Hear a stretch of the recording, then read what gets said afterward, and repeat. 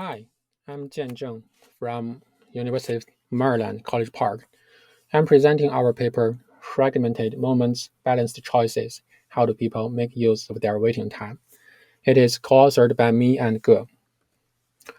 In this study, we aimed to explore what people do while waiting and how situational factors affect their choices. We conducted an experience sampling study with 21 working adults as participants. They reported their daily waiting activities over 2 weeks. We found that participants spent about 60% of their waiting time on leisure activities, 20% on productive activities, and 20% on maintenance activities. Their choices were affected by situational factors, including accessible devices, location, and certain routines of the day. Waiting is delaying action until a particular time or event. It can happen almost anytime, anywhere. People usually don't have pre-assigned tasks and are free to choose whatever they deem appropriate during this time. So, what would or should people do while waiting? Time use studies such as the American Time Use Survey and the Multinational Time Use Study investigated how people spend their 24 hours.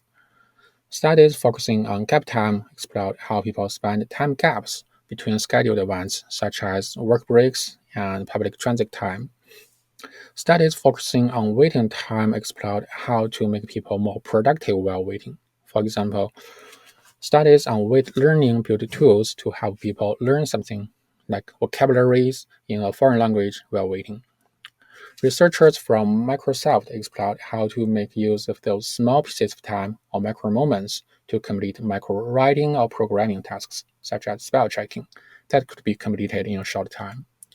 Here, one question remains unanswered. Should people be more productive while waiting? Do they wish to be more productive while waiting? We propose two research questions. First, what do people do while waiting? What is the allocation of waiting time among different activities?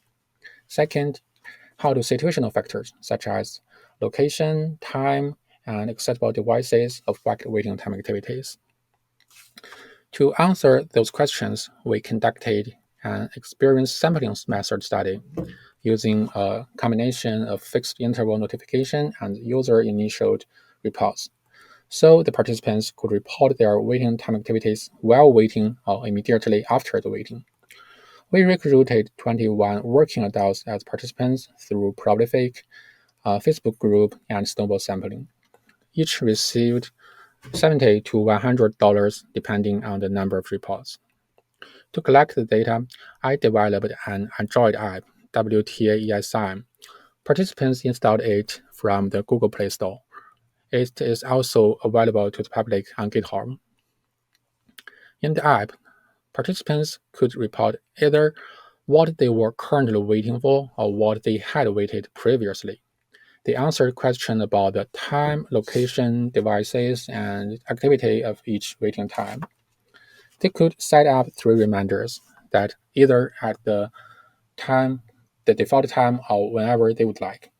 The reminder would show up as a floating notification asking, "Hi there, have you been waiting for anything since last report?" Participants could either click on the notification to open the survey page or click No to dismiss it. The whole procedure comprised a tutorial session, 2 weeks of data collection, a mid-interview in between, and a post-interview at the end. In the tutorial, I helped each participant install the research app. During the 2 weeks of data collection, participants were asked to make at least 3 reports each day to get the full payment. They were asked to make a report whenever they found themselves waiting for something or someone.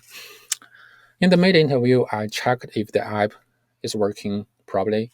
In the post-interview, participants were asked to reflect on their reported waiting time activities. Participants made 872 reports in total, ranging from 25 to 75 by each participant.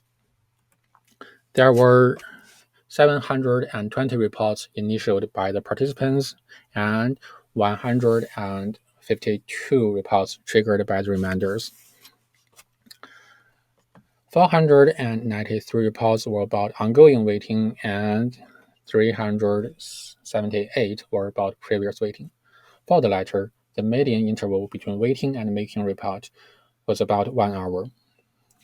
The reported duration of waiting was 18 minutes on average, ranging from 1 minute waiting for water to boil to about 200 minutes waiting for a baseball game to start, and the median is 11.5 minutes.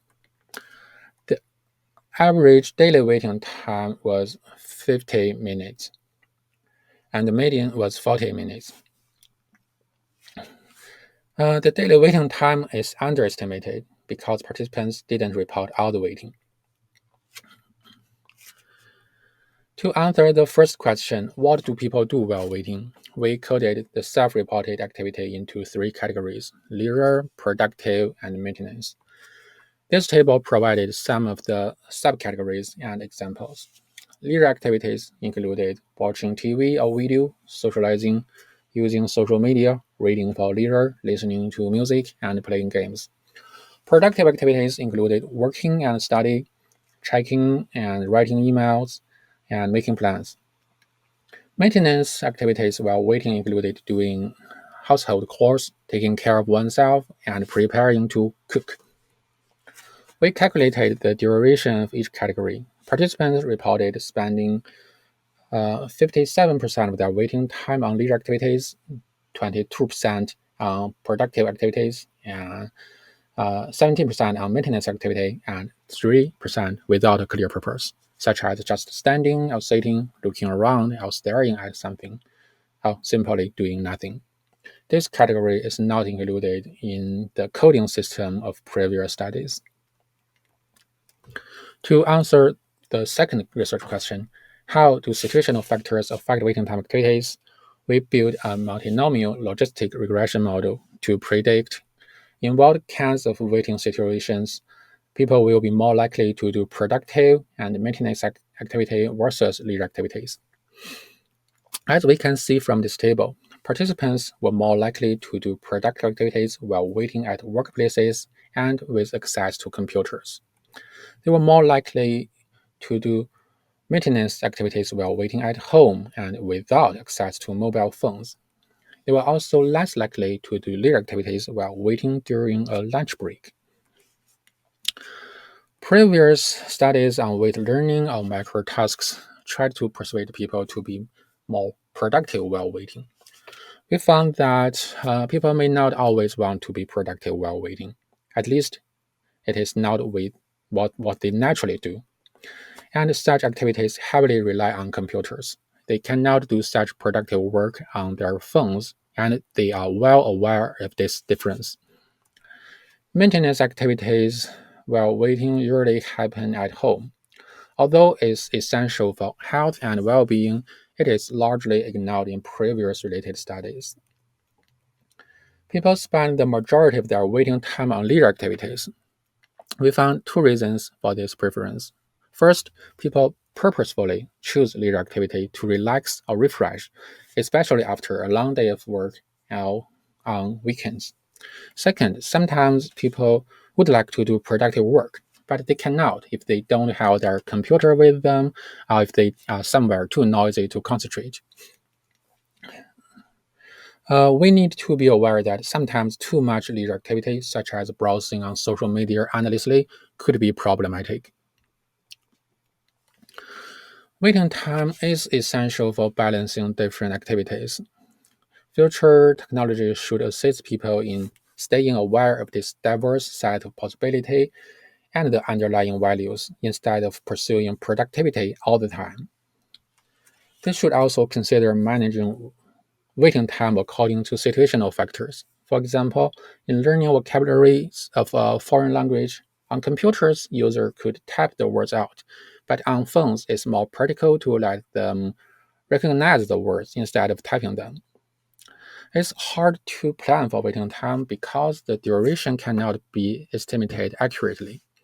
It is possible to capture recurring patterns of waiting for users and assist them in planning for the incoming waiting time. This study has some limitations.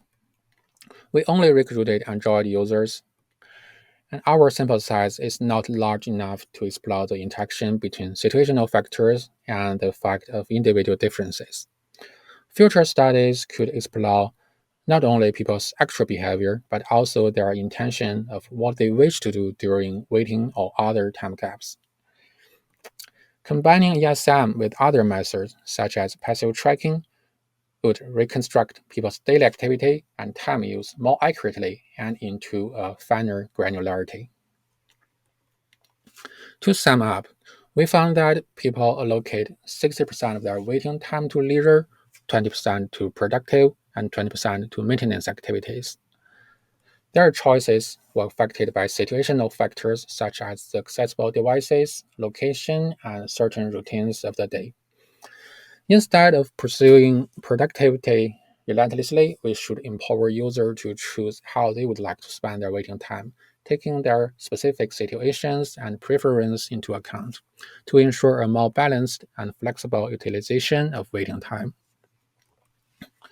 We would like to express our gratitude to the anonymous reviewer for their valuable comments on this paper, Yingqing and Liu for their feedback on early stage of this study, Ripu, Yimin, and Yongle for their help with proofreading the manuscript, and Janelle for her help with recruitment.